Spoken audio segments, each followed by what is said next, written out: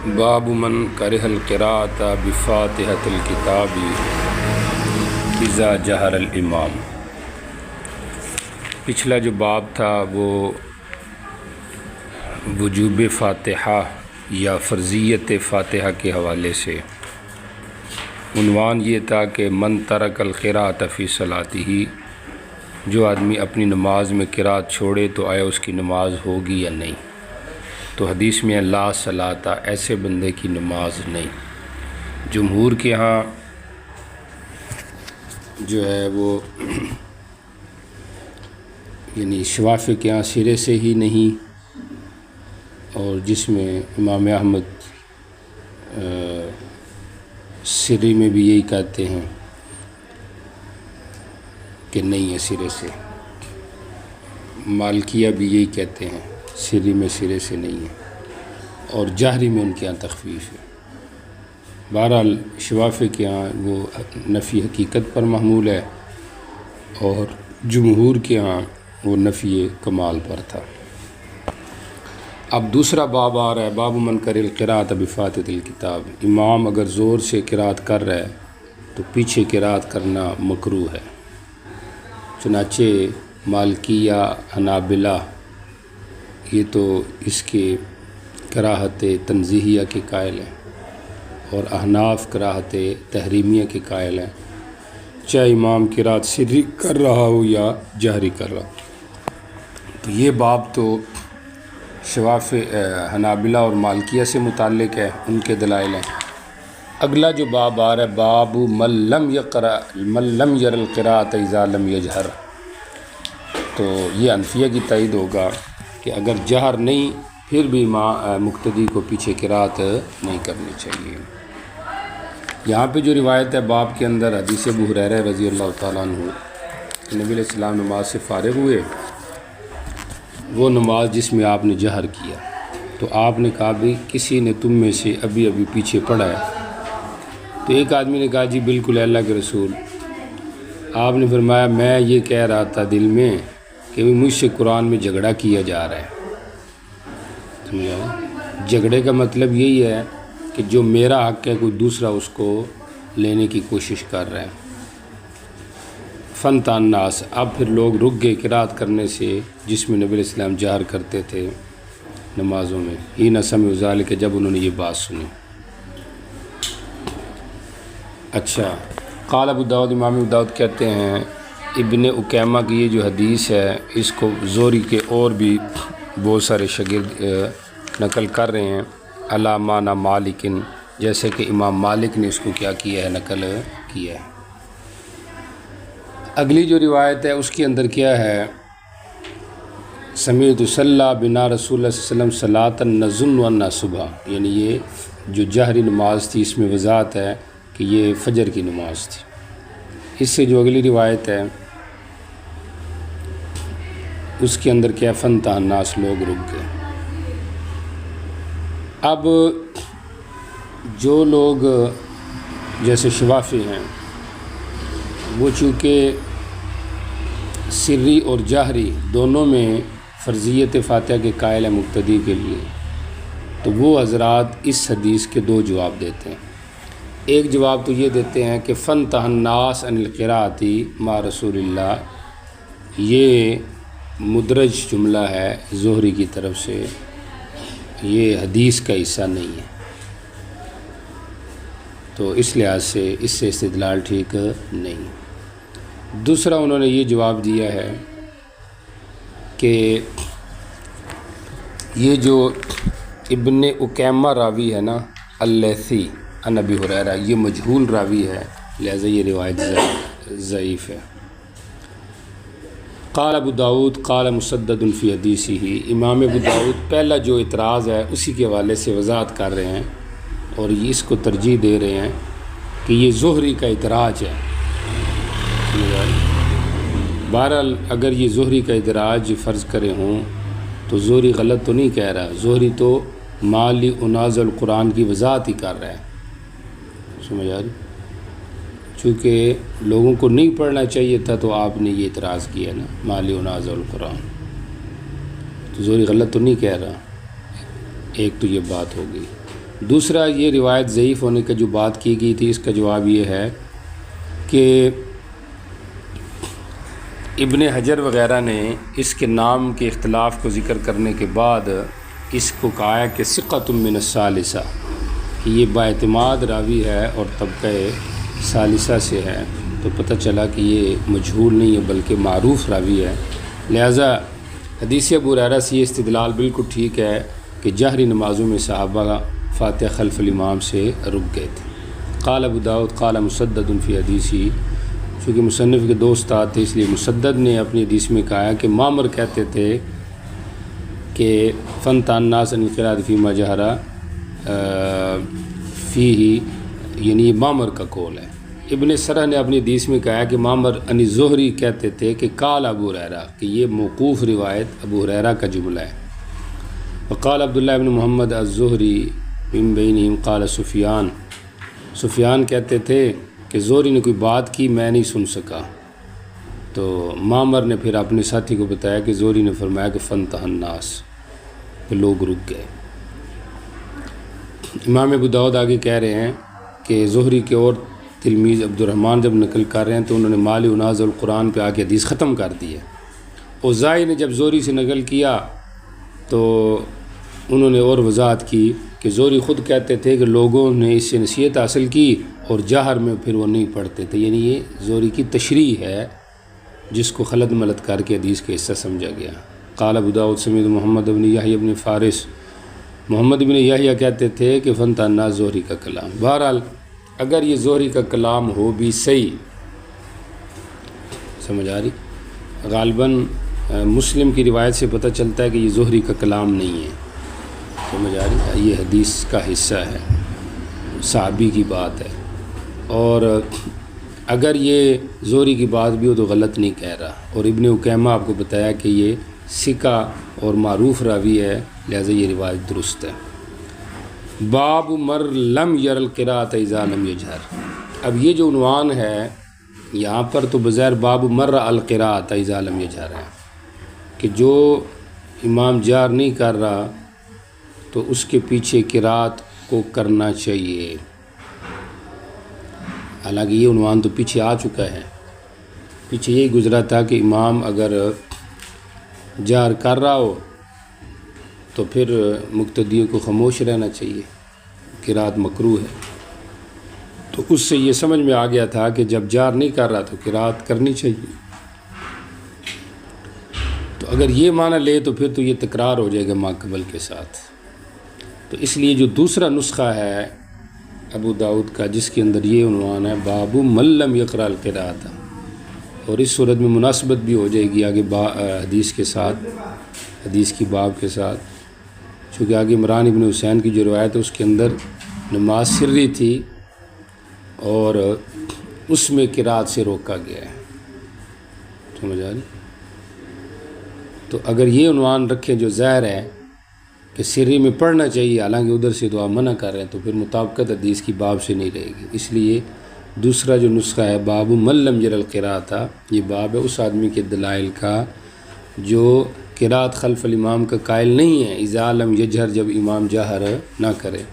تو یہاں پہ یہ جو روایت ہے گویا کہ یہ احناف کا مستدل ہے کہ سری کے اندر بھی قرات کیا ہے، نہیں ہے۔ اور حضرت اقدس حضرت مولانا رشید احمد گنگوئی رحمہ اللہ نے جو بات کی تھی پیچھے کہ فاتحہ خلف الامام جو ہے یہ منسوخ ہو چکا ہے اور اس کا نسخ یہ تدریجی ہے، سمجھ آ رہی؟ تو بعد میں پھر گویا کہ آپ نے سری کے اندر بھی قرات خلف الامام سے منع کر دیا۔ آپ نے ظہر کی نماز پڑھائی، ایک آدمی آیا آپ کے پیچھے سب اسم ربک الاعلی، اس نے شروع کر دی، بھئی کس نے قرات کی ہے؟ جی لوگوں نے کہا ایک بندے نے، جی میں سمجھ گیا تھا کہ کوئی مجھ سے جھگڑا کر رہا ہے، مخالجہ مجھے پریشان کر رہا ہے، خالج نیہا، جی۔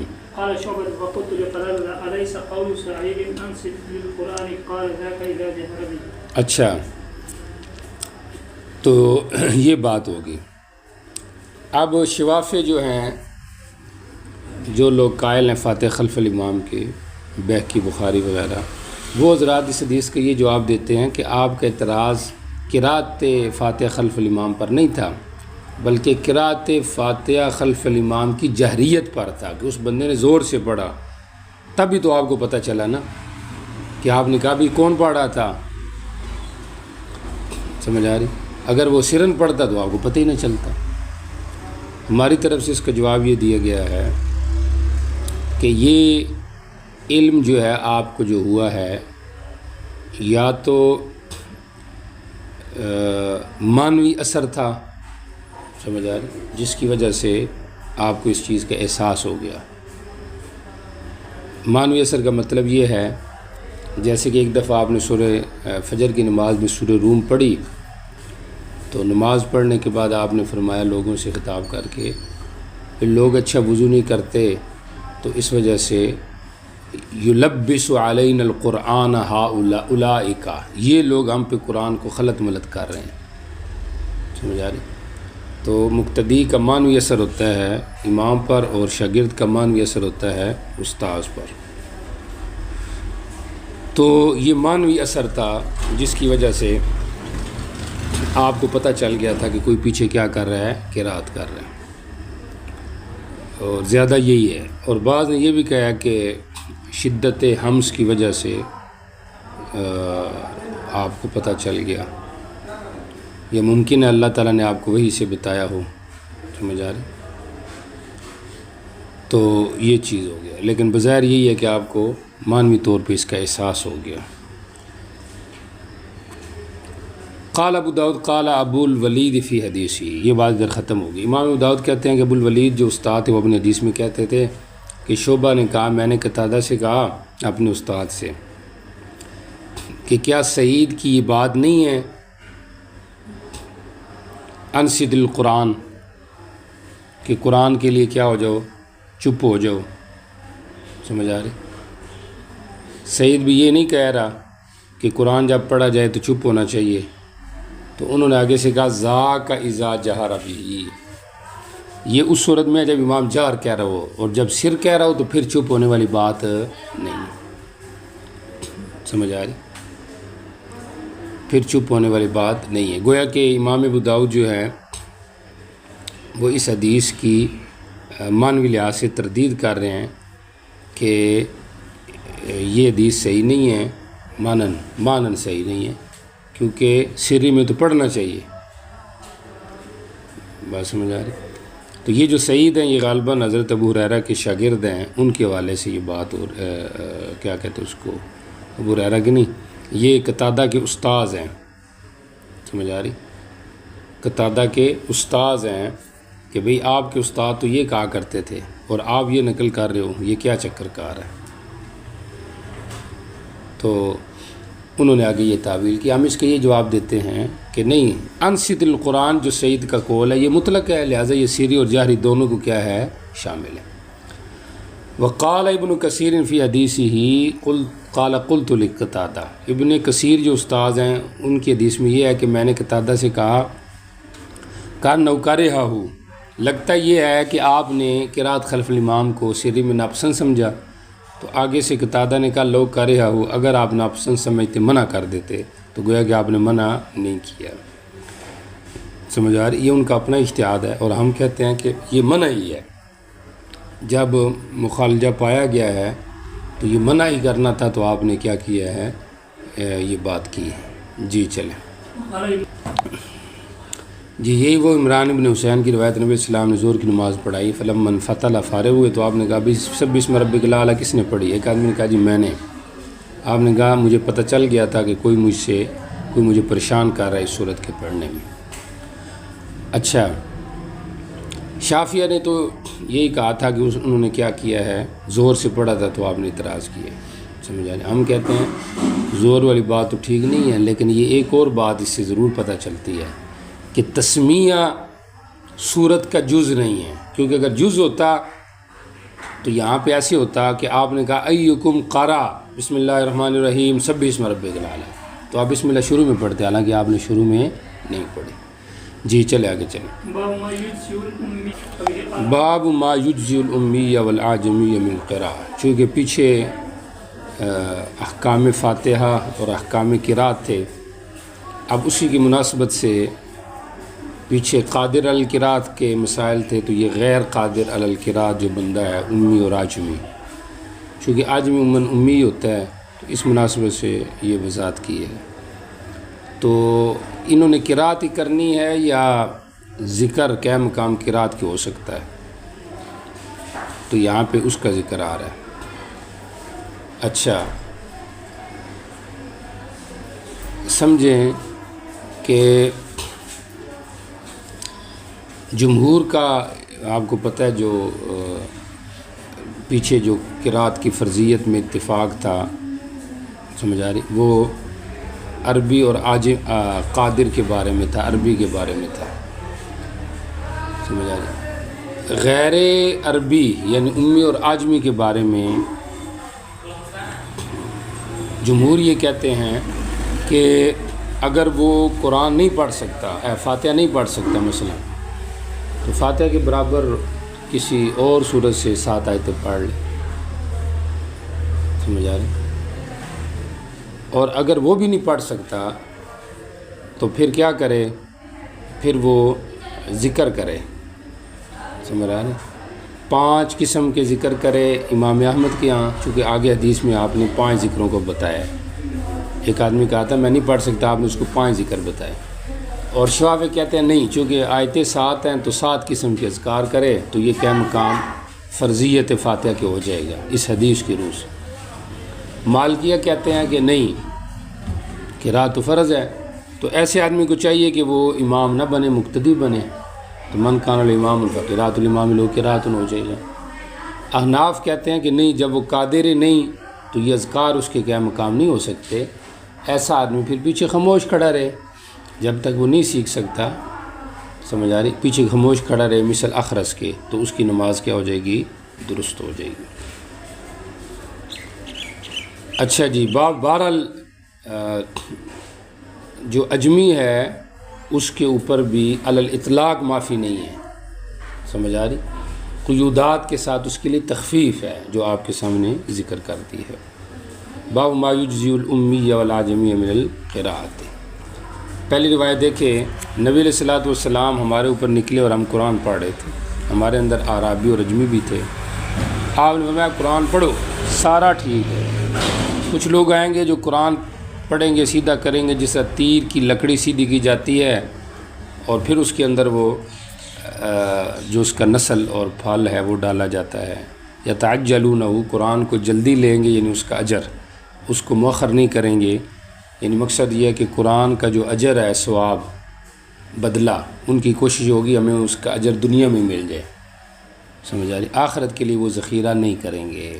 تو اس لیے اقرأوا فکل حسن. یعنی امام کیا کہنا چاہتے ہیں؟ امام ابو داؤد یہ کہنا چاہتے ہیں عنوان باب میں کہ اجمی کی قرات بھی معتبر ہے. اب اس میں یہ نہ کہا جائے لو جی اس کا لہجہ عربی والا نہیں ہے، لو جی اس کا تلفظ ٹھیک نہیں ہے، سمجھ آ رہی. تو جو لحن خفی ہے وہ غیر معتبر ہے، اس کا اعتبار نہیں ہے، کیونکہ آپ نے فرمایا فکل حسن. ٹھیک ہو گیا جی. چلے آگے چلے. تو دونوں چیزیں ہیں، ایک وصف کے لحاظ سے اس کمی کا اعتبار نہیں ہے، اور اگر اصل کے لحاظ سے کمی ہے تو پھر اس کے لحاظ سے تخفیف ہے، جیسے اگلی احادیث میں آ رہا ہے. اب ساری احادیث باب سے مطابق ہو جائیں گی. جی چلیں. آپ صلی اللہ علیہ وسلم ہم پر نکلے، ہم قرآن سیکھ رہے تھے. جی آپ نے کہا تمہارے اندر احمر بھی ہیں، بذل میں اس کی تشریح ٹھیک ہے. احمر سے مراد جو ہے وہ عرب ہے. وفیکم الابیض، ابیض سے مراد رومی ہے. وفیکم الاسود حبشی. تم میں سارے قسم کے لوگ ہیں. جی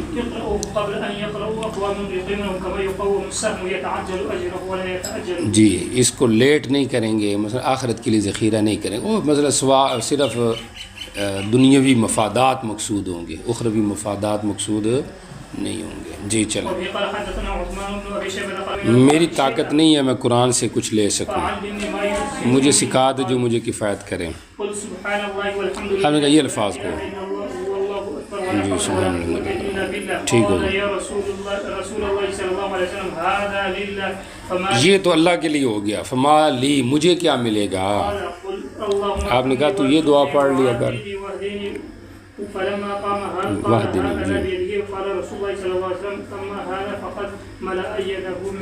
جب وہ کھڑا ہوا نا تو قال ہاکذا، اس نے اس طرح اشارہ کیا اپنے ہاتھ سے، مطلب اس کو گننے لگ گیا تاکہ مجھے بھولے نہیں۔ سمجھ آ رہی؟ جو طالب علم فکر مند ہوتا ہے تو وہ تکرار مطالعے کی طرف بھی ہوتا ہے، اور جس کو فکر نہیں ہوتی تو وہ مزے سے آرام بھی کرتا ہے، گپ شپ بھی لگاتا ہے۔ تو چونکہ یہ فکر مند تھا تو آپ نے فرمایا اما ھذا فقد مالا یدہ بالخیر، اس نے تو اپنا ہاتھ یعنی مقصد اپنے آپ کو خیر سے بھر دیا۔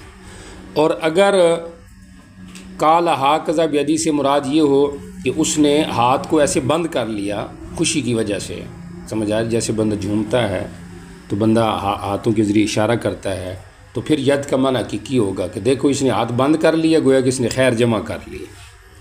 یا قام قال ھذا بیدی، جب وہ کھڑا ہوا تو آپ نے اشارہ کیا اپنے ہاتھ سے، یعنی آپ نے ایسے ہاتھ بند کیا، سمجھ آ رہی؟ یعنی اشارہ تھا کہ اس کو صحیح کر کے لے لینا ہے۔ اور پھر آپ نے فرمایا کہ چونکہ اس میں طلب ہے، سمجھ آ رہی؟ یہ آیا ہے مسئلہ پوچھنے کے لیے، تو اس لیے مالا یدہ من خیر، یہ خیر لے کر جا رہا ہے۔ جی چلے ہم نماز نفل پڑھتے، قیام کودن ہم اللہ سے دعا کرتے، رکوع سجدے میں ہم تسبیح کرتے۔ تو توجہ کریں، یہ جو روایت ہے اس کے اندر کیا پتہ چل رہا ہے کہ قیام کے اندر بھی دعا ہے، حالانکہ قیام میں قرات ہے، دعا نہیں ہے، سمجھ آ رہی؟ تو یا تو یہ روایت ضعیف ہے حسن کی وجہ سے، سمجھ آ رہی؟ اور دوسرا اس کا جواب یہ ہے کہ یہ نفل پر نصلی تطوع، اور نفل میں قیام میں بھی دعا ہو سکتی ہے، لیکن صرف دعا نہیں، دعا مال قرات ہوگا۔ اب چونکہ اس میں صرف دعا کا ذکر تھا تو امام ابو داؤد آگے حسن کا اپنا عمل ذکر کر رہے ہیں کہ وہ پڑھتے بھی تھے، تو راوی کا عمل اپنی حدیث کی وضاحت ہوتا ہے، تو اس لحاظ سے مقصد یہی ہوگا کہ دعا مال قرات۔ جی چلیں۔ اچھا میں بھی لفظ غلط بول گیا ہوں، حسن کی وجہ سے ذوف کا، یہ ٹھیک نہیں ہے، چونکہ حسن جو ہیں وہ بصری ہیں غالباً اور یہ ثقہ راوی ہیں۔ تو بہرحال یہ ہے کہ روایت تو ٹھیک ہے، لیکن اس کی جو وضاحت ہے وہ اگلی روایت سے امام ابو داؤد نے فرما دی۔ جی باب تمام تکبیر، تکبیر کو مکمل کہنا، سمجھ آ رہی؟ تمام کا معنی عدد کے لحاظ سے اس کو پورا کرنا، نماز میں صرف تکبیر تحریمہ پہ اکتفا نہ کرنا، اور ایسے ہی تمام تکبیر کا مطلب من حیث الجہر یا من حیث المد اس کو پورا کرنا، سمجھ آ رہی؟ یہاں پہ ان دونوں باتوں کی وضاحت آ رہی ہے۔ شروع میں اختلاف تھا، حضرت عمر رضی اللہ تعالیٰ عنہ سے منقول ہے کہ لم یسن الا تکبیرۃ التحریمہ، صرف تکبیر تحریمہ مسنون، سمجھ آ رہی؟ اور بعض نے یہ کہا کہ صرف فرض کے اندر یہ کیا ہے، مشروع ہے، لیکن جمہور کی رائے ائمہ اربعہ کی، صحابہ کی، اور ابھی اتفاقی مسئلہ ہو چکا ہے کہ تکبیرات انتقالیہ جو ہیں یہ مشروع ہیں، یہ غیر مشروع نہیں ہیں، اور ساری مشروع ہے۔ ساری کا مطلب یہ ہے کہ 2 رکعت کے اندر یہ بنتی ہے 11، چونکہ 1 رکعت کی 5 ہے تو 2 رکعتوں کی مال کے 10 اور تکبیر تحریمہ سمیت 11، تو 11 تکبیرات بنتی ہے 2 رکعتوں میں، 3 رکعتیں ہوں تو 17 بن جائیں گی، 17 ایسے بن جائیں گی کہ ہر رکعت کی اگر 5 ہے تو 5 3 15، ایک تکبیر تحریمہ اور ایک عند القیام من القعدۃ اولا، ٹھیک ہو گیا، عند القیام من رکعتین، تو یہ 17 بن گئی۔ اور اگر 4 رکعتیں ہیں تو 17 اور 5 کتنے بن گئے، 22، تو 22 بن جاتی ہیں تکبیرات انتقالیہ، یہ ساری کی ساری مشروع ہے۔ اچھا پھر مشروع ہونے کی کیفیت کیا ہے، سنت ہے، مستحب ہے، واجب ہے، فرض ہے، کیا ہے؟ تو اس حوالے سے جمہور کی رائے یہ ہے کہ یہ سنت ہے، اگر رہ گئی تو نماز ہو جائے گی، لیکن کراہت تنزیہ ہوگی۔ اور امام احمد کی رائے ایک یہ ہے کہ یہ واجب ہے، سمجھ آ رہی، واجب ہیں، تو اس لحاظ سے نماز میں کافی نقص ہو جائے گا ان کے ہاں۔ اور ظاہریہ کی رائے یہ ہے کہ یہ شرط ہے، اگر نماز رہ گئی، تکبیر رہ گئی تو سرے سے نماز ہی نہیں ہوگی۔ تو باب تمام تکبیر کا مطلب آپ کو بتا دیا کیا ہے۔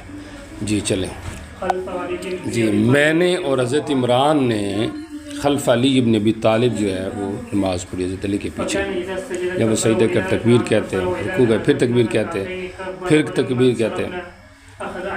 عمران نے میرا ہاتھ پکڑا، بیدیہ، دونوں ہاتھ، وقال لقد صلى هذا قبل او قال لقد صلى بنا هذا قبل صلاة محمد صلی اللہ علیہ وسلم۔ انہوں نے فرمایا کہ اس نے ہمیں نماز مشابہ، قبل کا معنی مشابہ ہے، مثل نماز محمد کے پڑھائی ہے صلی اللہ علیہ وسلم۔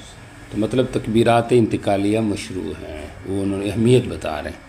جی چلے آگے چلیں۔ حضرت ابو ہریرہ ہر فرض اور غیر فرض نفل میں تکبیر کہتے تھے۔ جی، کھڑے ہوتے تکبیر کہتے ہیں، رکوع کرتے تکبیر کہتے ہیں،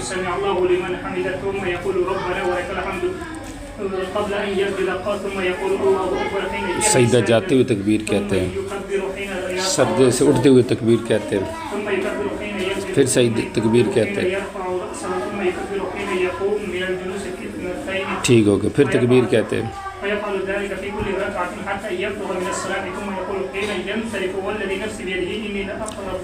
جی، میں زیادہ قریب ہوں مشابت کے، جی، نبی کی نماز کی، بے شک یہی نبی کی نماز ہے یہاں تک کہ آپ دنیا سے چلے گئے۔ جی،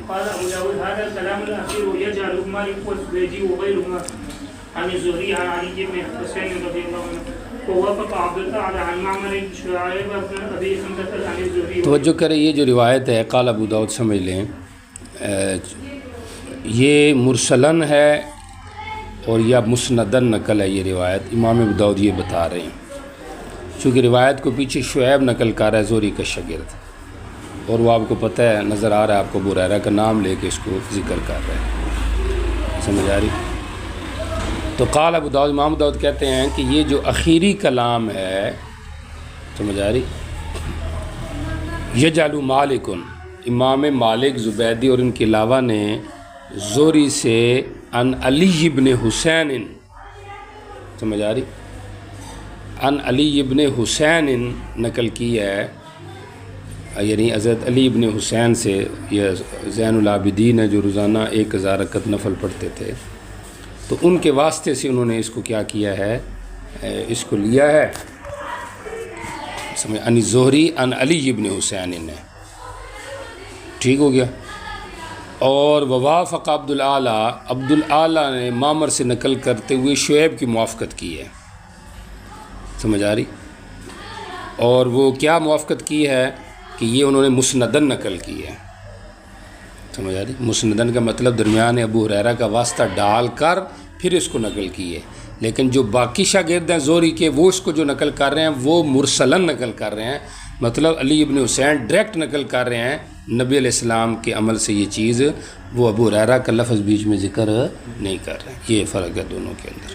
جی چلیں، ابن بشار نے کہا استاذ نے کہ یہ جو حسن ہے یہ شامی ہے، سمجھ آ رہی، شامی ابن بشار کی صفت نہیں ہے، یہ حسن ابن عمران کا تعارف ہے۔ جی، امام ابو داؤد نے مزید تعارف کروایا کہ یہ جو ابن بشار ہے یہ ابو عبداللہ الاسقلانی ہے، شامی ہے۔ جی،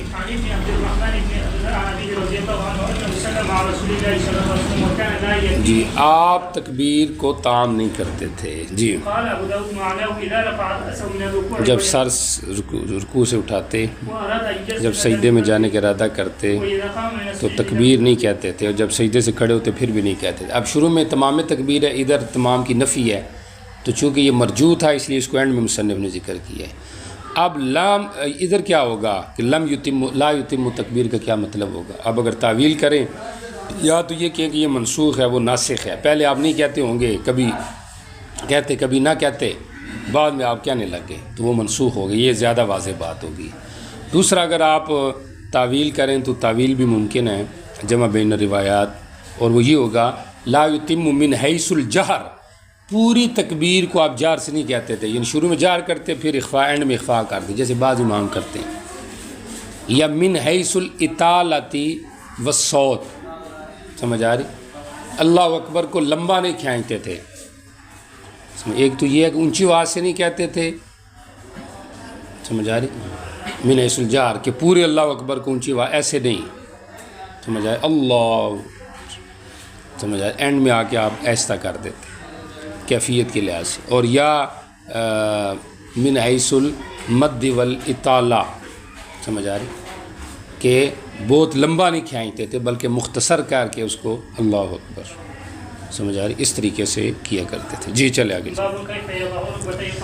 اب دیکھیں رکوع میں جانے کی کیفیت کس طرح ہونی چاہیے، ہاتھ کدھر رکھنے چاہیے، کیف یضع رکبتیہ قبل یدیہ، سجدے میں جانے کا جو طریقہ ہے اس کو ذکر کر رہے ہیں، سمجھ آ رہی؟ تو پہلے گھٹنے رکھنے یا ہاتھ رکھنے اختلاف پیچھے گزر چکا ہے. مالکیہ کے یہاں پہلے ہاتھ پھر گھٹنے، ہمارے یہاں پہلے گھٹنے پھر ہاتھ. ٹھیک، اٹھتے ہوئے بھی یہ اختلاف ہے، ہمارے یہاں پہلے گھٹنے پھر ہاتھ، ان کے یہاں پہلے ہاتھ پھر گھٹنے، سمجھ آ رہی؟ اب ہماری دلیل وائل ابن حجر کی روایت جو آپ کے سامنے ساجدہ وضع رکبتیہ قبل یدیہ وإذا نہض رفع یدیہ قبل رکبتیہ، بات سمجھ آ گئی؟ ایسے ہی سعد ابن ابی وقاص کی روایت ہے، سمجھ آ رہی؟ غیر کیا کہتے ہیں اس کو، ابو خزیمہ میں ہے غالباً، سمجھ آ رہی؟ مسند خزیمہ میں. اور وہ کیا ہے، اس کے اندر یہ تھا کہ کننا جی اس کے اندر یہ الفاظ ہیں کہ ہم سجدے میں جاتے ہوئے پہلے کیا رکھتے تھے، ہاتھ رکھتے پھر گھٹنے رکھتے. فنہینا، اس کے بعد ہمیں اسے کیا کر دیا گیا، منع کر دیا. بات سمجھ آ رہی؟ تو یہ ان کی روایت ہے.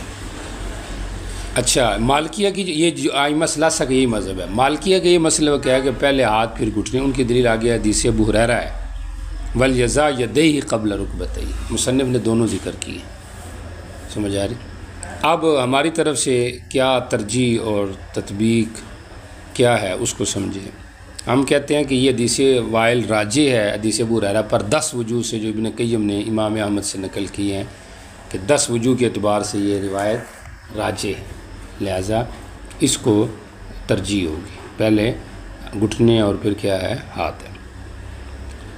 اچھا، دوسرا جواب ہماری طرف سے یہ ہے کہ وہ منسوخ ہو چکا ہے، اور اس کی دلیل وہی آپ کو جو سعد ابن ابی وقاص کا قول تھا وہ آپ کو بتایا ہے، سمجھ آ رہی؟ تو 2 جواب ہو گئے. تیسرا جواب یہ ہے کہ وہ عذر پر محمول ہے، کہ اگر بندہ معذور ہے تو معذور آدمی پہلے گھٹنے نہیں رکھ سکتا، اس کی مجبوری ہے تو پہلے وہ ہاتھ رکھ لے. جیسے 12 آدمی ہیں، باری عورتیں ہیں، تو یہ ان کے بارے میں حکم ہے. ٹھیک ہوگی. چوتھا جواب یہ ہے کہ اس حدیث کے اندر، سمجھ آ رہی، خود تعارض ہے، وہ مانن مضطرب روایت ہے، کیونکہ اس کے اندر آ رہا ہے کہ اونٹ کی طرح نہیں بیٹھنا، اور پھر آ رہا ہے کہ پہلے ہاتھ رکھے. اب اونٹ تو پہلے ہاتھ رکھتا ہے، اگلی جو پاؤں کا اگلا حصہ ہے، چونکہ وہ اس کا ہاتھ ہی ہے نا، تو وہ پہلے حصہ وہ رکھتا ہے. ٹھیک ہو گیا؟ تو اونٹ پہلے ہاتھ رکھتا ہے تو اس طرح نہیں بیٹھنا، تو مطلب پہلے گھٹنے رکھنے ہیں. تو اب ادھر آ رہا ہے پہلے گھٹنے رکھنے ہیں، اونٹ کی طرح نہیں بیٹھنا، پھر آ رہا نہیں پہلے ہاتھ رکھنے ہیں، تو وہ تو مضطرب ہے مان روایت.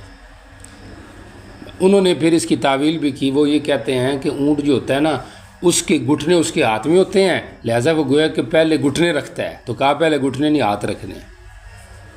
سمجھ آ رہی؟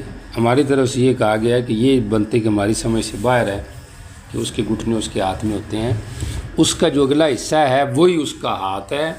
سمجھ آ رہی؟ یعنی اس کے اگر آپ نے دیکھا ہو تو اس کے پاؤں کے اندر اگلی سائڈ میں 2 خم ہیں، سمجھ آ رہی؟ تو اس کا جو پہلا خم ہے، سمجھ آ رہی، وہ ہاتھ ہے. دوسرا جو اس کا بلکہ کیا کہتے ہیں اس کو،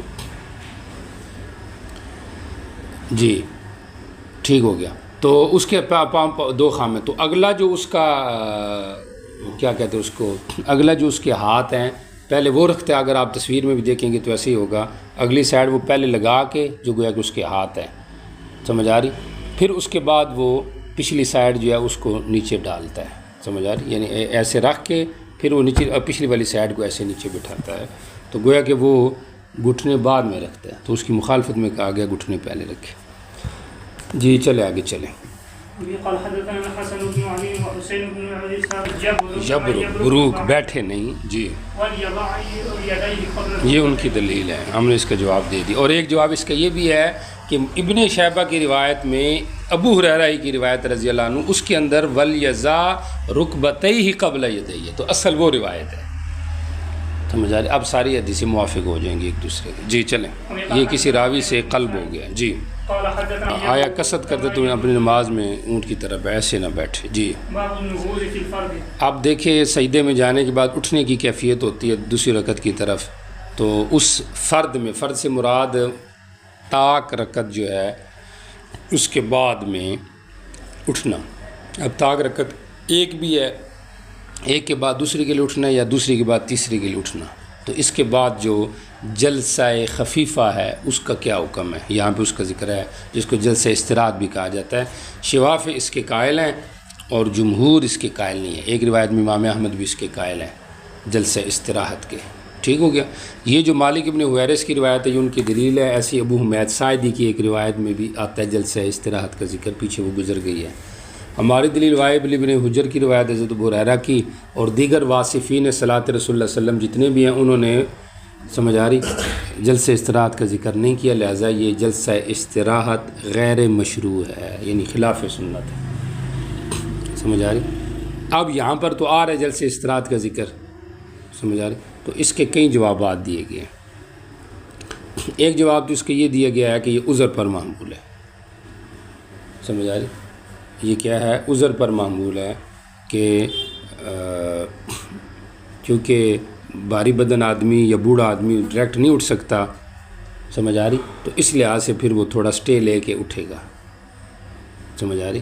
اور جو حضرات جلسہ استراحت کی نفی کرتے ہیں ان کی دلیل کان نبی صلی اللہ علیہ وسلم ینہض علی صدور قدمیہ، کہ آپ اپنے قدموں کے صدور پر ہی کھڑے ہو جاتے تھے، مقصد یہ ہے کہ آپ وہاں پر بیٹھتے نہیں تھے، بات سمجھ آ رہی۔ تو یہ چیز ہو گئی۔ اور باقی یہ ہے کہ ترجیح انہی روایات کو ہے، اس کو روایت کو ترجیح نہیں ہے، اور یا یہ کہا جائے گا کہ یہ کس پر معمول ہے، عذر کے اوپر معمول ہے۔ اور پھر مزید جو عقلی دلیل غالباً امام طاوی نے ذکر کی ہے کہ نماز کی ہر کیفیت کے لیے کوئی نہ کوئی ذکر مشروع ہے، تو اگر یہ کوئی مستقل جلسہ ہے، سمجھ آ رہی، جو کرنا ہے سنت ہے، تو اس کے لیے کوئی نہ کوئی ذکر مشروع ہوتا، حالانکہ اس کے لیے کوئی ذکر مشروع نہیں ہے، بات سمجھ آ رہی۔ جی چلے، اور مزید عقلی دلیل یہ ہے کہ نماز تعب اور مشقت کے لیے ہے، استراحت کے لیے نہیں، وہ سمجھ آئے، جیسے علم ہے، مدرسہ ہے، یہ کس کے لیے ہے، مشقت کے لیے، راحت کے لیے نہیں ہے۔ فراغت کے بعد پھر خیر سے کچھ تو فارغ ہو چکے ہیں وہ آرام بھی کرتے ہیں، اور جو نہیں فارغ ہوئے تو وہ پھر فراغت کے بعد آرام کریں گے۔ جی چلیں۔ جی میں نماز پڑھاتا ہوں، میرا نماز کا ارادہ نہیں ہے۔ جی جی میں نے نبی اسلام کیسے دیکھا، چلو کیف صلی، ہمارے اس شیخ عمر ابن سلمہ کی طرح جو ان کے امام تھا۔ جی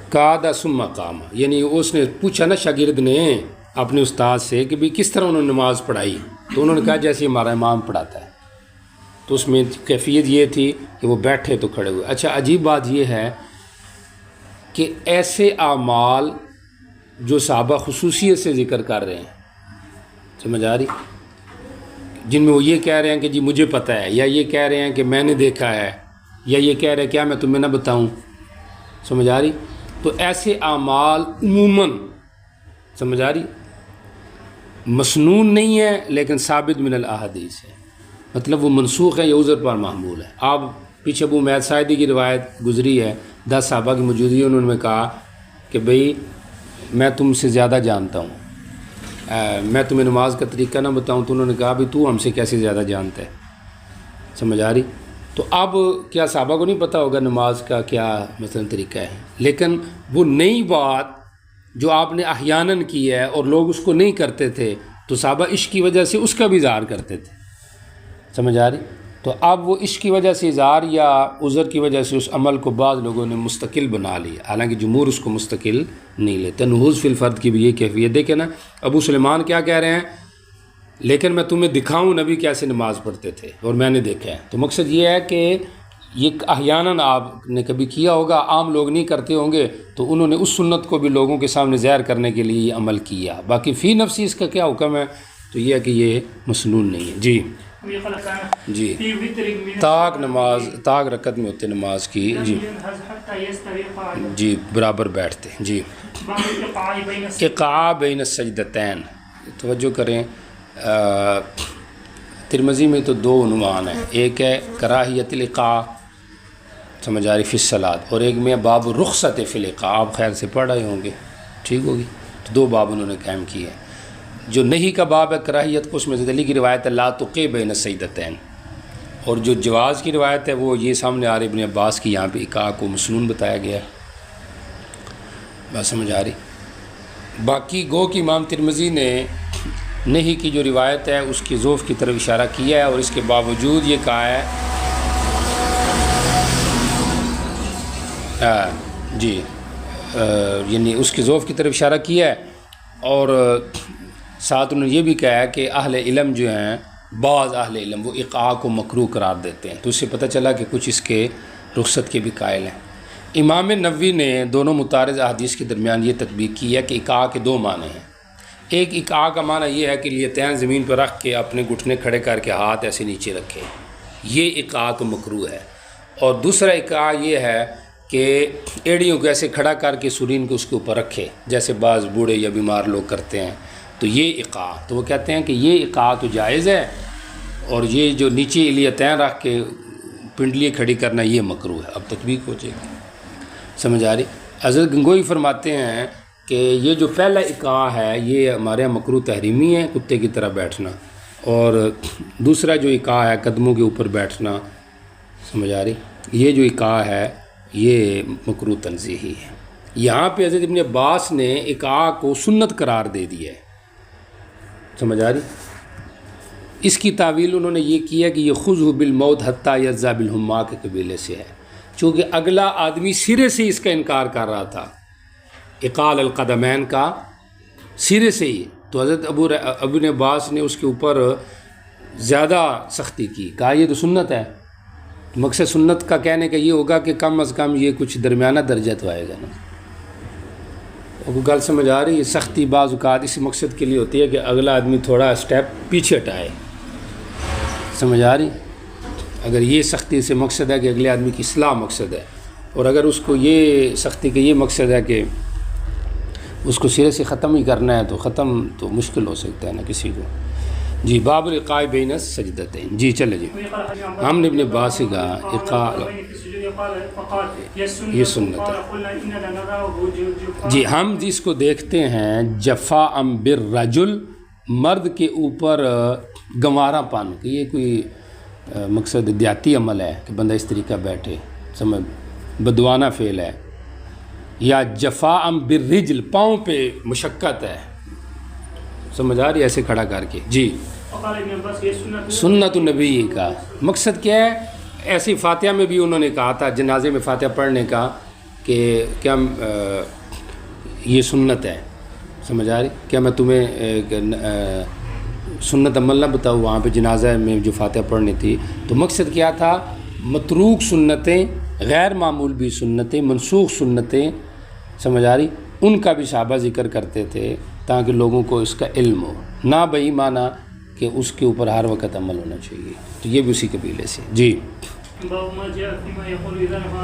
رکوع سے سر اٹھائے تو کیا دعا کرے، سمجھ آ رہی، رکوع کی دعا ذکر نہیں کی ہے، آگے چلے گئے ہیں سر سے اٹھانے قومے کی دعا کی طرف آگے۔ اصل میں رکوع کی دعا کو سجدے کے ساتھ احادیث میں لایا گیا ہے، تو اس لیے اس عنوان کو مؤخر کر دیا، آگے لے گئے، ٹھیک ہو گیا۔ اچھا جی، تو یہاں پہ اس کا ذکر آ رہا ہے کہ رکوع میں جو بھی دعا کرے حدیث میں ثابت ہے، سب جائز ہے۔ جی چلیں، مل السماء، ہم ساری اسمان زمین بھری ہوئی ہو، اس کے بعد بھی کوئی چیز ہے وہ بھی ساری بھر دی جائے، یعنی اگر حمد کو اجسام فرض کیا جائے تو اتنی حمد کر رہا ہوں کہ یہ سب کچھ حمد سے ہی بھر جائے۔ جی چلیں. قال ابو داود وقال سفيان الثوري وشعبة بن الحجاج قال عبيد. جی یہ جو عبید ہے نا راوی اس کا تعارف کروا رہے ہیں اور کیا کہتے ہیں اس کو جو لفظی اختلاف روات کا اس کے نام کے ذکر کرنے میں وہ بھی بتا رہے ہیں کہ یہ عبید یعنی ابی الحسن ہے.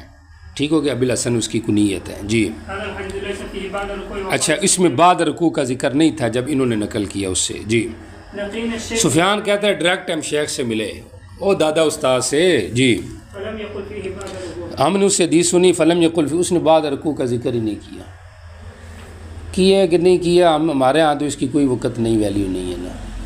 کیا خیال ہے؟ نہ اس کے ہونے کی وقت ہے نہ اس کے پڑھنے سمجھنے کی وقت ہے. یہ تو جن کی وقت تھی قدر زر زرگر بدانت قدر جوہر جوہری. علم کی قدر حدیث کی قدر الفاظ حدیث کی قدر یہ تو پھر انہی لوگوں کو ہے جن کو اللہ نے اس کی محبت عطا کی. بات تو محبت کی ہے نا. سمجھ آ رہی. اور محبت سے ہی وہ ہے فیضان ہے. اگر محبت نہیں ہے تو آپ کوئی بھی بندہ ہم میں سے میں کیوں نہ ہو نبی کے پاس بھی بندہ بیٹھے تو اس کا کوئی فائدہ نہیں. اور اگر محبت ہو تو دور رہ کے بھی وہ ایس کرنی جیسے لوگ فائدہ پا جاتے. سمجھ آ رہی. جی چلیں. تو مطلب انہوں نے بعد رکوع کے اندر یہ ذکر. جی چلیں. جی یا اہل الثناء والمجد اے بزرگی اور تعریف والے. جی انت احق تو زیادہ لائق ہے. جی ما قال العبد جو لوگ کہتے ہیں اس کے تو واقعتاً لائق ہے. جی اور ہم سارے ہی تیرے بندے ہیں. ٹھیک ہو گیا. ذل جد من کل جد سے مراد دادا بھی ہو سکتا ہے. جد سے مراد مرتبہ بھی ہو سکتا ہے کسی مرتبے والے کی یا غنا کسی مالداری کا. مالداری تیرے مقابلے میں اس کو کوئی نفع نہیں دے گی مالداری یا خاندان. اور جد کیا جائے تو کوشش ہے. ایک تیری کوشش ہے ایک بندے کی کوشش ہے تو تیرے مقابلے میں کسی کی کوشش نے کارآمد نہیں ہونا. جی سبحان اللہ. یہ اصل میں چاروں طرح منقول ہے. ربنا لک الحمد ربنا ولک الحمد اللہم ربنا لک الحمد اللہم ربنا ولک الحمد. جی چلیں. جی امام جب تسمیع کہتا ہے تم تحمید کہو. سمجھ آ رہی. تو تحمید کس کا وظیفہ ہے؟ تسمیع و تحمید امام کا یا مقتدی کا اختلافی مسئلہ ہے. احناف کے ہاں اور مالکیہ کے ہاں. احناف اور مالکیہ کے ہاں. سمجھ آئے. امام کا وظیفہ تسمیع ہے اور مقتدی کا وظیفہ تحمید ہے. سب ہدایہ کہتے ہیں القسمۃ تنافی شرک آتا. تقسیم شرکت کے منافی ہے. لہٰذا امام سمیع اللہ کہے گا مقتدی صرف ربنا لک الحمد. سمجھ آ رہے. امام شافعی فرماتے رحمہ اللہ کلاہما لکلیہما دونوں نے دونوں کہنے ہیں. کیوں بھئی؟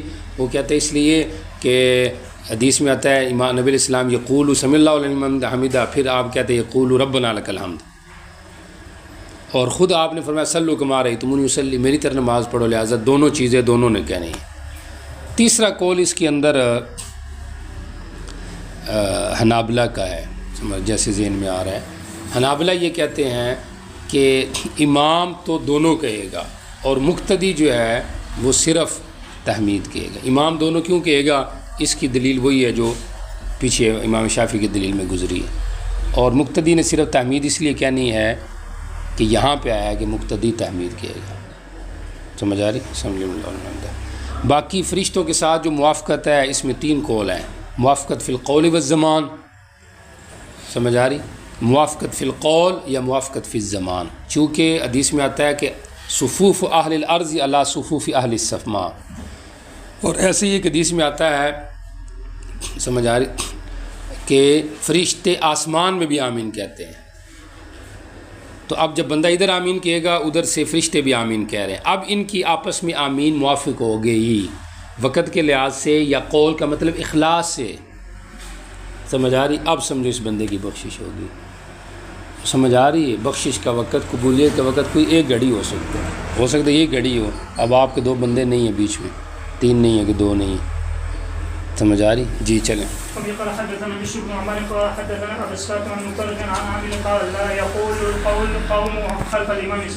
جی لوگ سمیع اللہ نہ کہیں ہاں بلکہ وہ ربنا لک الحمد کہیں. جی چلیں. بین السجدتین جو دعا ہے اس کے یہاں پہ ذکر آ رہا ہے. جمہور کے ہاں یہ مستحب ہے. سمجھ آ رہی. حنفیہ کے ہاں ویسے ذکر تو نہیں ہے، لیکن حضرت گنگوئی کہتے ہیں اگر کیا جائے تو کوئی مسئلہ نہیں ہے یہ ذکر حدیث میں جو آ رہا ہے، اور بعض روایتوں میں اللہ مغفر لی کا بھی نہیں، رب اغفر لی کا بھی ذکر آ رہا ہے، سمجھ آ رہی؟ امام ابو احمد سے یہ روایت ہے کہ یہ واجب ہے ایک دفعہ کہنا واجب ہے، بارہ جمہور کے واجب تو نہیں ہے، تو یہ مستحب ہے کہ اس کو بندہ کہے دعا بین السجدتین۔ جی چلیں، آپ بھی کہا کرو یہ والی چیزیں، پڑھنا عمل کے لیے یہ نا، نہیں عمل تو فائدہ کیا ہے، نیت تو عمل کی ہونی چاہیے نا، شروع بھی کر دینا چاہیے، ممکن آپ نے کتنی سنتے شروع کر دی ہوں گی، پیچھے گزرا ہے مستحب کی رات زور اثر، تو ممکن آپ اسی سے تلاوت شروع کر دیا ہوگا آپ نے کرنا ان نمازوں میں، اب یہ آ رہا ہے، یہ عموماً ہمارے یہاں نہیں یاد کروائی جاتی دعا، شاید آپ نے شروع کر دی ہوگی، سمجھ آ رہی؟ جی چلیں۔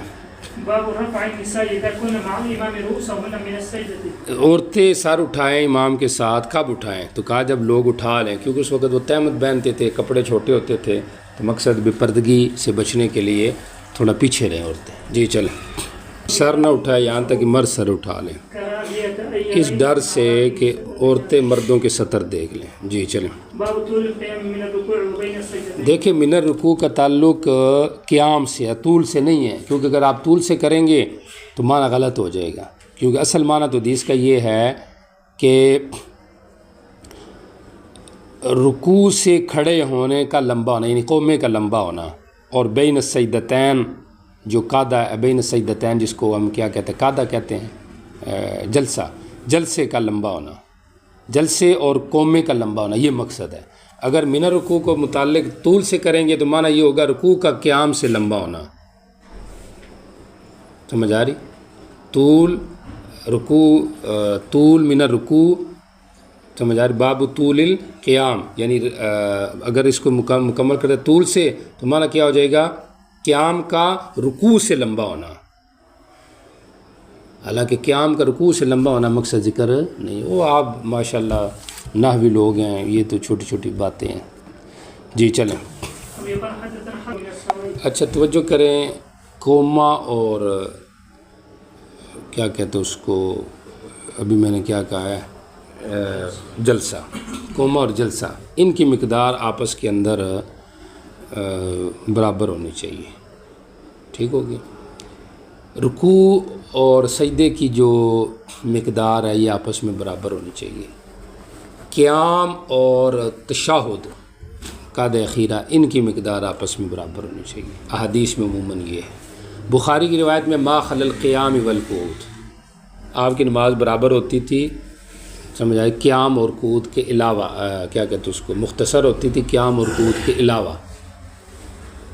اب قیام اور قعود کے علاوہ کا مطلب کیا ہو گیا کہ قیام اور قعود ان کے آپس کے اندر وہ توازن نہیں ہوتا تھا، برابری نہیں ہوتی تھی، وہ اختصار نہیں ہوتا تھا جو باقی ارکان اور افعال کے درمیان ہوتا، اور باقی بھی بچتے کون سے ہیں، وہی بچ گیا، جلسہ بچ گیا، اس کے علاوہ قوما بچ گیا، اسی طرح یہی ہو گیا، ٹھیک ہو گیا۔ ایسے ہی تشہد اولیٰ ہو گیا، یہ جو چیزیں تھیں، چونکہ اس قعود سے مراد آخری قعود ہے، ٹھیک ہو گیا، پہلا جو قعود ہے یہ، تو یہ چیزیں آپس کے اندر کیا ہوتی تھی، برابر ہوتی تھی۔ اب یہ جو باب کی پہلی روایت ہے اس کا اور بخاری کی روایت میں تعارض ہے، دیکھیں یہاں پہ کیا آ رہا ہے، پہلی جو روایت ہے اس کے اندر آ رہا ہے نبی علیہ السلام کا سجود، رکوع، قعود اور ما بین السجدتین آپس میں ایک دوسرے کے قریب ہوتا، حالانکہ یہ کس طرح قریب ہوتا، یہ تو بہت مشکل کام ہے۔ ما بین السجدتین سے مراد جلسہ ہے، تو کیا جلسہ سجدے کے برابر ہوتا؟ سمجھ آ رہی؟ ایسے تو نہیں ہے، جلسہ تو کم ہے، سمجھ آ رہی ہے؟ جلسہ یہ تو کیا ہے، کم ہے اس کی مقدار سجدے اور رکوع سے، تو اس لحاظ سے اب دو گویا کہ اشکال ہوگی، ایک اس حدیث کے اوپر اپنا اشکال کہ اس کی کیا وضاحت ہوگی، کیونکہ یہ جو مقدار ہے، سمجھ آ رہی، اس حدیث کا اپنا معنی بھی مشکل ہو گیا ہے، اور مزید بخاری کے ساتھ اس کا کیا آ گیا ہے، تعارض آ گیا، تو اس لیے سب سے پہلے اس حدیث کو سمجھتے ہیں پھر دیکھتے ہیں کیا ہے۔ ان رسول اللہ صلی اللہ علیہ وسلم، پہلی جو روایت ہے کہ نبی علیہ السلام کا سجدہ اور رکوع اور قعود سے مراد تشہد ہوگا، ٹھیک ہو گیا. وما بین السجدتین، اور ما بین السجدتین یہ آپس میں قریب ہوتا ہے. ما بین جلسہ، تو کیا جلسہ اور تشہد آپس میں قریب ہوتے تھے؟ غلط ہو گیا نا ترجمہ. تو اس لحاظ سے محدثین شراح نے یہ وضاحت کی ہے کہ اس کے اندر یہ واو نہیں ہے، واو غلط ہے. قعودہ ما بین السجدتین ہے کہ آپ کا سجدہ رکوع اور جلسہ، سمجھ آ رہی، یہ آپس میں قریب ہوتے تھے. تو یہاں پہ جلسے اخیرے کی بات ہی نہیں ہے. بات سمجھ آ رہی؟ تو یہ واو زائد ہے. اور اگر واو زائد نہیں بنانا، مثلا آپ کہتے ہیں تو واو کو آپ نے بیانیہ بنانا ہے تو تب بھی ٹھیک ہے. آپ کا قعود یعنی ما بین السجدتین. آ رہی بات سمجھے؟ جی یہ ہو جائے گا. تعویل کرنی ہے تو تعویل میں حضرت گنگوئی رحمہ اللہ، سمجھ آ رہی، صف اول کے امام ہے، سمجھ آ رہی کہ نہیں آ رہی؟ جی وہ کہتے ہیں کہ ما بین السجدتین، قعود سے مراد آخری قعود نہیں، قعود سے مراد وہ کہتے ہیں کہ پہلا جو تشہد ہے وہ مراد ہے. اب بھی ٹھیک ہو جائے گا کہ آپ کا تشہد اولا اور آپ کا ما بین السجدتین جلسہ، اور ایسے ہی آپ کا سجدہ رکوع، ٹھیک ہو گیا، یہ آپس کے اندر کیا ہوتے تھے؟ برابر. اب یہ روایت جوڑیں اس کے ساتھ بخاری کے ساتھ. بخاری میں تھا ما خلی القیام والقعود، تو قیام اور قعود سے مراد آخری قعود ہے، ٹھیک ہو گیا. تو آخری قعود اور قیام یہ آپ کا لمبا ہوتا، باقی آپس کے اندر برابر اور مختصر ہوتے ہیں، تو وہ چیز ثابت ہوگی.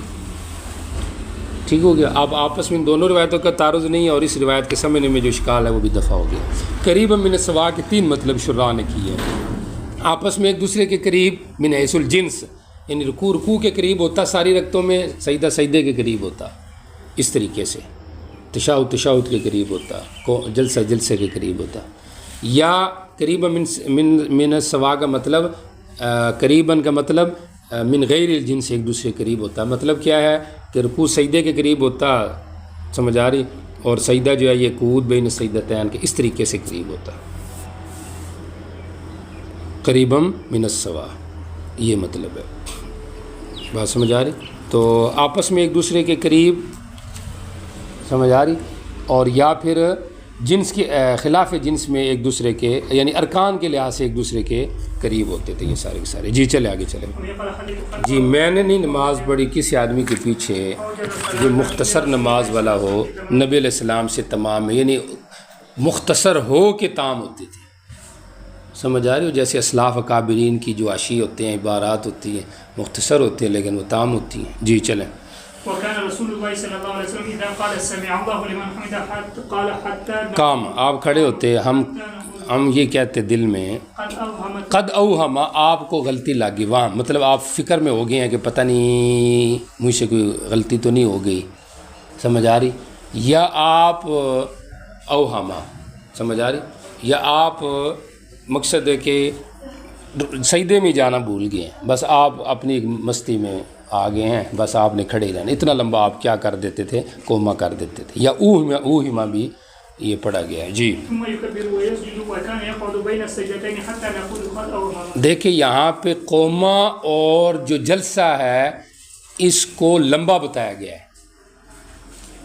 آ رہی کہ نہیں سمجھ آ رہی؟ اور پیچھے جو ہے اس کو کوئی زیادہ لمبا نہیں بتایا گیا. بہرحال مقصد یہ ہے کہ اگر لمبا کرنا ہے تو دونوں کو لمبا کرنا ہے، اگر مختصر کرنا ہے تو دونوں کو مختصر کرنا ہے. آ رہی کہ نہیں سمجھ آ رہی؟ جی یہ مقصد ہے. اور یہ پھر کبھی کبھی ہوتا تھا لمبا کرنا، ویسے عموماً مختصر ہی ہوتا تھا. جی چلیں. نبی علیہ السلام کو میں نے دیکھا، ابو کامل یہ جی آپ کا قیام کرک آتی ہی وسجدتی، آپ کا قیام آپ کے رکوع اور آپ کے سجدے کی طرح، ٹھیک ہو گیا جی. اور آپ کا رکعت میں اعتدال، اعتدال کا معنی برابری، رکعت سے مراد بعد رکوع، یعنی رکوع میں یعنی بعد رکوع آپ کی جو برابری تھی وہ سمجھ آ رہی، یعنی بعد رکوع سے مراد قومے کی جو برابری تھی جی، کا سجدہ تھی، سجدے کی طرح تھی. اور آپ کا جلسہ بین السجدتین اور وسجدتہ ما بین التسلیم والتسلام، اور جو آپ کا سجدہ ہوتا تھا بین التسلیم والانصراف جی، یہ آپس میں قریب ہوتے تھے. توجہ کریں یہاں پہ نا تھوڑا سا گڑبڑ ہے، گڑبڑ ابو کامل کی روایت کے اندر ہے، مسدد کی روایت میں نہیں ہے۔ مسدد کی روایت ٹھیک ہے، آپ پہلے مسدد کی روایت پڑھے پھر ادھر سمجھ آئے گا آپ کو۔ جی قال ابو داؤد قال مسدد فركعت فرق آتا ہو آپ کا رکوع واعتداله بين ركعتين، اور دو رکوعوں کے درمیان آپ کا اعتدال، وہی کوما ہو گیا نا، ٹھیک ہو گیا۔ کیا کہتے ہیں اس کو، کدھر گئے ہیں جی، آپ کا رکوع و اعتدال و بین رکعتین، اور آپ کا تشہد اولا، جی چلیں، فسجدته اور آپ کا سجدہ اس کے بعد، بين السجدتين، اور آپ کا جلسہ بین السجدتین، جی جلسہ، فسجدته اس کے بعد آپ کا سجدہ، پھر آپ کا جلسہ، فجلسہ بین التسلیم والانصراف، تسلیم اور انصراف کے درمیان جو آپ کا جلسہ ہوتا تھا وہ گھر جانے سے اور سلام کے بعد قریب من سوا یا آپس میں قریب ہوتے تھے۔ مقصد یہ سارے اعمال جس کے اندر دیکھیں تشہد ثانیہ کا ذکر نہیں، قیام کا ذکر نہیں، ایسے ہی ہے نا، ٹھیک ہو گیا، باقی چیزیں آپس میں قریب، یہ روایت تو ٹھیک ہو گئی۔ لیکن پیچھے جو روایت ہے ابو کامل کی، اس کے اندر کیا ہے، میں نے آپ کے قیام کو پایا کرکعتی ہی، کدھر گئے ہیں جی، آپ کے رکوع اور سجدے کی طرح، ٹھیک ہو گیا۔ و اعتدال و فرقاتی، اور آپ کا جو رکوع سے کھڑا ہونا ہے اس میں نے اس کو پایا کہ سجدتی، آپ کے سجدے کی طرح، سمجھ آ رہی؟ تو کوما کیسے سجدے کی طرح بن گیا؟ اچھا، و اعتدال و فرقی کا سجدتی و جلسۃ بین السجدتین، اور آپ کا جو جلسہ ہے بین السجدتین، اور آپ کا جو سجدہ ہے بین التسلیم والانصراف، سمجھ آ رہی؟